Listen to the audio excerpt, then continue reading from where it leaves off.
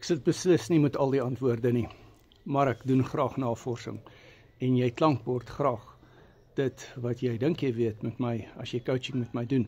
Ons het baie coaching vriende wat baie kundig is. Ons het selfs coaching vriende wat mediese susters is en ek het tot al 'n dokter gecoach op die Carnivore in Kitawor. Hoekom? Want hulle verbreed hulle kennis. So natuurlik is daar mense wat baie slimmer as ek is wat betref mediese kennis en die biologie en die anatomie en so meer, natuurlik. En ek leer by hulle. So dis hoekom ons hierdie bootcamps voorberei. Maar jy hoef nie 'n professor te wees om biologie te bestudeer nie. En ons is baie lief vir die biologie. En ons bespreek hier die interessante temas, soos byvoorbeeld die long bootcamp en hoe die Carnivore dieet jou longe bevoordeel, insulienweerstandigheid wegvat, inflammasie wegvat en longgesondheid verbeter. So, mens moet nie net oorlaat iemand 'n graad of 'n of ander kwalifikasie agter hulle naam het, hulle goedsmoeds net glo nie.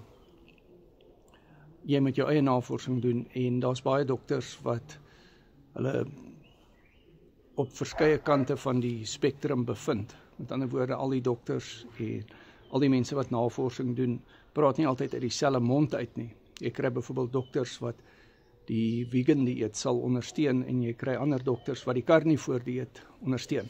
En ek het nou die dag tot in 'n bootcamp verskil van een van die dokters wat sogenaamd Carnivore is. So ons ondersteun nie net bloot 'n dokter oor dat hy sê hy's Carnivore nie. Ons kyk na die wetenskap, ons kyk na die feite.